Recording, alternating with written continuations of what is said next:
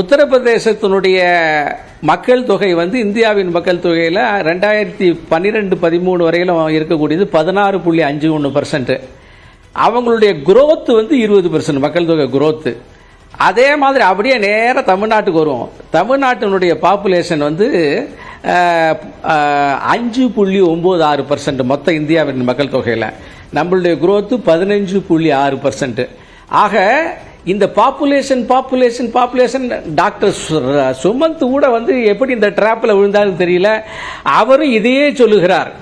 வெட்ட வெளிச்சமான சமூக வலைதளங்களில் இருக்கக்கூடிய புள்ளி விவரங்கள் வந்து 15.6% நம்ம வசந்திருக்கோம், எந்த விதத்திலையும் குறையல. ஒன்று இது வந்து புள்ளி விவரங்கள் சம்பந்தமாக சொல்லிட்டேன். அடுத்தாப்புல இன்னொரு விஷயமும் சுமந்த் சொன்னார். ஏன்னா சுமந்துக்கு சொல்றதுக்கு காரணம் என்னன்னு கேட்டால், அவர் வந்து கொஞ்சம் அறிவுஜீவியாக பதில் சொல்லுவார், அரசியல் கலப்பு இல்லாமல் பதில் சொல்லுவார் என்று நான் நினைத்து சொல்லுகிறேன். அது இல்லைங்கிறது தெரியுது அவருடைய பேச்சில். இந்த புரோரேட்டா பேசிஸ்ல உத்தரவாதம் கொடுத்து விட்டால் இந்த கூட்டமே தேவையில்லையேன்னு சொன்னார். புரோரேட்டா பேசிஸ்ல செய்வேன்னு பாராளுமன்றத்தில் ஒரு உத்தரவாதம் கொடுத்துட்டா நாங்கள் செய்ய மாட்டோமே, இது செய்ய மாட்டோமோ அப்படிங்கிறாரு அந்த நம்மளுடைய மதுராஜும். ஒரு உள்துறை அமைச்சர் ஒரு பார்ட்டியினுடைய கூட்டத்தில் கொடுத்துருக்காரு. உங்களுக்கு அது அந்த புரோரேட்டா பேசிஸ்ல அவர் சொன்னாருங்கிற விஷயத்தை நீங்கள் எடுத்துக்கொள்ள தயாராக இல்லைன்னு வச்சுக்குவோம். டீலிமிட்டேஷன் பற்றிய அரசாங்கத்தின் முடிவு, அது சம்பந்தமான அறிவிப்பு, டிக்ளரேஷன், அனௌன்ஸ்மெண்ட் வந்ததுக்கு அப்புறம் தானையா உங்களுடைய புரோரேட்டாவெல்லாம் பாராளுமன்றத்தில் பேச முடியும். இப்போ வந்து நீங்க இப்பயே பேசுறோம்னா என்ன அர்த்தம்? அதை விட முக்கியமானது என்னன்னு கேட்டா, அங்க இருக்கிற மாநில முதலமைச்சர்கள்லாம் வருகை சொல்றாங்கல்ல. இப்ப ஒரு வருஷம் கழிச்சு வரப்போடி, நான் ஏற்கனவே சொன்னதான் திருப்பி சொல்றேன், அரசியல் பேசல. ஏன்னா இப்படிப்பட்ட ஒரு வாய்ப்பு தமிழ்நாட்டுக்கு கிடைக்கவே கிடைக்காதே. என்னைக்கோ வரக்கூடிய பொருளாதார ரீதியாக இந்த மக்கள் தொகை பாப்புலேஷன் இல்லாம போய் நம்மளுடைய எண்ணிக்கை குறைஞ்சிச்சுன்னா பொருளாதார ரீதியா தமிழ்நாட்டுக்கு கிடைக்காதெல்லாம் கிடைக்காம போயிருமோன்னு ஒரு பயத்துல சொல்றாங்களே. ஆனா ஏற்கனவே தண்ணி வர வேண்டிய முல்லை பெரியாரையும் இது மேகதாது விவசாயி காத்துக்கிட்டு இருக்கேன் ஐயா 20 வருஷமா. அந்த காத்துக்கிட்டு இருக்கிறவனுக்கு ஏதாவது பார்த்து செய்யுங்கய்யா அப்படின்னு அவன் கேட்கறான். அதை கண்ணுக்கு முன்னால் இருக்கக்கூடிய ஆட்களை வச்சு, அமைச்சர்களை வச்சு நீங்க செஞ்சுட்டு அந்த தமிழ்நாடே உங்களுக்கு கையெடுத்து கும்பிடுமே. இல்ல மாநிலங்களுக்கு இடையே இருக்கக்கூடிய நதிநீர் பிரச்சனையை தீர்க்கக்கூடிய முதல் பொறுப்பு மத்திய அரசுக்கு தானே இருக்கு. ஐயா, இது வந்து ஏற்கனவே பல முறை விவாதிக்கப்பட்டது. ஏன் இதை விவாதிக்கப்பட்டதுன்னு நான் சொல்றேன்னு கேட்டீங்கன்னா, தமிழ்நாட்டுக்கு வந்து சேர வேண்டிய பணம் வந்து சேரல, இதுக்கு கொடுக்க வேண்டிய பணம் கொடுக்கல, இந்த கல்விக் கொள்கை கூட 2000 நிறுத்தி வச்சு, இதுக்கெல்லாம் பதில் சொல்லியாச்சுங்கய்யா. நல்லா பதில் சொல்லியாச்சு, நிறைய பதில் சொல்லியாச்சு. இது மத்திய அரசு தான் தீர்க்கணுமா? அவர் சேலஞ்ச் பண்றாரு. யாரு? மேகதாதுவனுடைய இது சித்தராமையா சேலஞ்ச் பண்றாரு. இப்ப வந்திருக்காரு. எவ்வளவு பெரிய ஆள் உயர மாலை என்ன மாக்கிற நியூஸ் 18 அப்படிப்பட்ட சிவகுமார் ஒரு சேலஞ்ச் பண்றாரு. நான் தர முடியாது தண்ணி பாத்துக்கிறார். அவரை வரவேற்கிறீங்க. எடியூரப்பாவும் சொல்றாரு. தமிழருடைய கடந்த காலத்துல பாஜகவுடைய முதலமைச்சராக பசவராஜ் பொம்மையும் அதேதான் சொல்லியிருக்காரு. இதெல்லாம் செயல்படுத்துறதுக்கு இதெல்லாம் செயல், அதாவது அவர்கள் சொன்னதை நாங்க வந்து ஆதரிச்சோமா?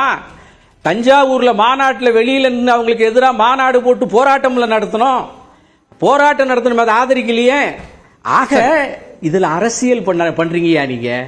அரசியல் பண்ணாம வந்திருக்கிறவங்களை வச்சு ஏதாவது பண்ணுங்க. ஏன்னா உதயநிதியை மற்ற மாநில தலைவர்கள் முன்னாலே ஒரு தலைவராக முன்னிறுத்துவதற்கான ஒரு விளம்பர கூட்டமாக தான் இப்ப நாங்க பார்க்க முடியும். தற்போதைய ஒரு அண்மை தகவலை பார்த்து தொடர்ந்து பேசலாம். தற்போது ஒரு அண்மை செய்தி, பிரேக்கிங் நியூஸ் வந்திருக்கு, அதை பார்த்துலாம்.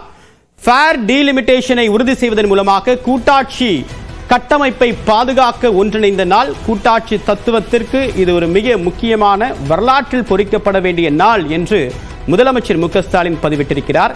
இன்றைய நாள் வரலாற்றில் பொறிக்கப்பட வேண்டிய ஒரு முக்கியமான நாள். கூட்டாட்சி தத்துவத்தை பாதுகாக்கக்கூடிய அதன் கட்டமைப்பை உறுதி செய்கின்ற ஃபேர் டீலிமிட்டேஷன் வேண்டும். நியாயமான தொகுதி மறுசீரமைப்பை வலியுறுத்தி ஒன்று திரண்டிருக்கக்கூடிய அனைத்து முதலமைச்சர்களையும் பல்வேறு கட்சிகளின் பிரதிநிதிகளையும் தமிழ்நாடு சார்பாக வரவேற்கிறேன் என்று தமிழ்நாடு முதலமைச்சர் மு க ஸ்டாலின் அவர்களை வரவேற்றிருக்கிறார். இந்த கூட்டத்துடைய முக்கியத்துவத்தை உணர்த்தக்கூடிய வகையில் அந்த பதிவு இருப்பதாக புரிந்து கொள்ள முடிகிறது. திரு எஸ் ஆர் சேகர், தொடரலாம்.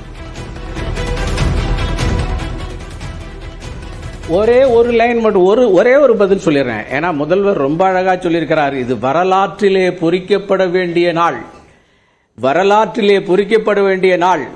தமிழகத்துக்கு கிடைத்த மிகப்பெரிய வாய்ப்பு 2 மிகப்பெரிய நதிநீர் பிரச்சனைகளிலே முடிவெடுத்து தீர்மானித்து தமிழ்நாட்டினுடைய விவசாயிக்கு தண்ணீர் கொடுப்பதை அந்த ஆப்பர்ச்சுனிட்டி மிஸ் பண்ணிய நாள், புறக்கணித்த நாள், செய்யாத நாள், தமிழ்நாட்டு விவசாயிகளை ஏமாற்றிய நாள், தன்னுடைய குடும்பத்துக்காக விளம்பரம் தேடி ஊழலையும் செயல் திறமின்மைக்கும் திருமணம் செய்து வைத்து அழகான ஒரு பெரிய டின்னர் சாப்பிட்ட நாள் என்று வேணால் இந்த நாளை குறிப்பிடுமே தவிர வேறு இது வரலாற்றிலே முக்கியமான நாள் அல்ல.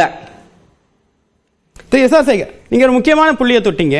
வட இந்தியாவில் மக்கள் தொகை அதிகரிக்கல அப்படின்னு எந்த டேட்டா அடிப்படையில் சொல்றீங்க? 1971 சென்சஸ் அடிப்படையில் எடுத்தோம் அப்படின்னா வட இந்திய மாநிலங்களுடைய மக்கள் தொகை அப்ப ஒப்பிடும்போது 43% இந்தியாவுடைய ஒட்டுமொத்த பாப்புலேஷன் 43% 43% இருந்தது. இப்போ 50% மேல அதிகரிச்சிருக்கு. தென்னிந்திய மாநிலங்களுடைய பாப்புலேஷனுடைய பெர்சன்டேஜ் 25லேருந்து 20 குறைஞ்சிருக்கு. நீங்க எந்த அடிப்படையில் சொல்றீங்க மக்கள் தொகை தமிழ்நாட்டில் குறையில அதிகரிச்சிருக்கு அப்படின்னு சொல்லிட்டு? இல்ல அதாவது இல்ல தமிழ்நாடு 2001 2012 ஆன பாப்புலேஷனை நான் எடுத்து சொல்றேன். அந்த பாப்புலேஷனுக்கு அப்புறம் இருக்கக்கூடிய மொத்த பாப்புலேஷனுடைய எண்ணிக்கை கூடித்தான் இருக்கும். அதுல டேட்டா இல்ல. ஆனால் நான் கேக்குறேன், இது எல்லாம் 2011 எடுக்கப்பட்ட கடைசி சென்சஸ் ஒவ்வொரு 10 வருஷத்துக்கு ஒரு முறை எடுக்கிறாங்க. 2 வருஷம் டேட்டா வச்சு பேசுறது பொருத்தமா இருக்குமா? ஒரு தசாப்தத்துக்கு 10 வருஷத்துக்கு ஒரு முறை எடுக்கக்கூடிய டேட்டா வச்சு பேசுறது பொருத்தமா இருக்குமா? இல்ல நீங்கள் சொல்லுவது சரி. 2021 டேட்டா பாப்புலேஷன் எடுத்துட்டோமா, அப்பதான் கொரோனான்னு சொல்லி எடுக்கல, அது தள்ளி போய்கிட்டே இருக்கா இல்லையா? அப்ப அந்த டேட்டா வந்ததுக்கு அப்புறம் நீங்க இதெல்லாம் சொன்னீங்கன்னா சரியா இருக்கும்ல. அப்ப நீங்க எந்த டேட்டா வச்சு சொல்றீங்க தமிழ்நாட்டின் பாப்புலேஷன் கொஞ்சம் மறுக்கப்படுகிறார்கள், புறக்கணிக்கப்படுகிறார்கள், கிடைக்காதுங்கிறது இப்பவே சொல்றீங்க? நான் சொல்லுவது ஒரே விஷயம் தான். நான் நியூஸ் 18 தொலைக்காட்சி நேயர்களுக்கு சொல்றேன், ஒரே ஒரு விஷயம் தான். நீங்கள் டீலிமிட்டேஷன் ஃபேர் என்ற ஒரு கூட்டத்தை போட்டு இன்றைக்கு நடத்தி கொண்டிருக்கிறீர்கள்.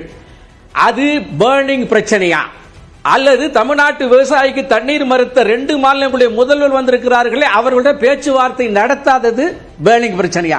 அதை மட்டும் சொல்லுங்க. ஏற்கனவே பெண்டிங்கில் இருக்கக்கூடிய தீர்க்க வேண்டிய ஒரு பிரச்சனையை தீர்க்கல, அதற்கு வாய்ப்பு கிடைத்திருக்கிறது. அந்த வாய்ப்பை மறந்துட்டு கூட்டாட்சி தத்துவம், மக்கள் தொகை அடிப்படை, எம்பிக்கள் குறைக்கப்படுகிறார்கள், பொருளாதார ரீதியா நமக்கு கிடைக்கிற சான்ஸ் எல்லாம் கிடைக்காது, இதெல்லாம் உண்மையிலே வச்சுக்கோங்க. அது 2026 பேசுங்க. இன்னைக்கு கிடைக்கிற வாய்ப்பை அதை நீங்கள் மறைக்கிறீர்கள் என்று சொல்லலாமா? நீங்கள் அந்த 2 விவசாயிக்கு நீங்க கொடுத்த வாக்குறுதியை மறைக்கிறீர்கள், ஏமாற்றுகிறீர்கள், செய்ய மறுக்கிறீர்கள் என்று சொன்னால் அது தவறா? அதுக்கு மட்டும் நான் கேள்வி கேட்கிறேன். அதை திமுக பிரதிநிதி மனு அவர்கள் சொல்வார் என்று எதிர்பார்க்கிறேன். அதிலிருந்து மாறாமல் இதுக்கு அவரை பதில் சொல்லுவோம். தொடர்ந்து பேசலாம். கூட்டாட்சி தத்துவத்தை காக்கக்கூடிய ஒரு முக்கியமான நாள் என்று முதலமைச்சர் மு க ஸ்டாலின் கூறியிருக்கிறார். ஒரு திசை திருப்பக்கூடிய கூட்டம் என்று பாஜக விமர்சிக்கிறது.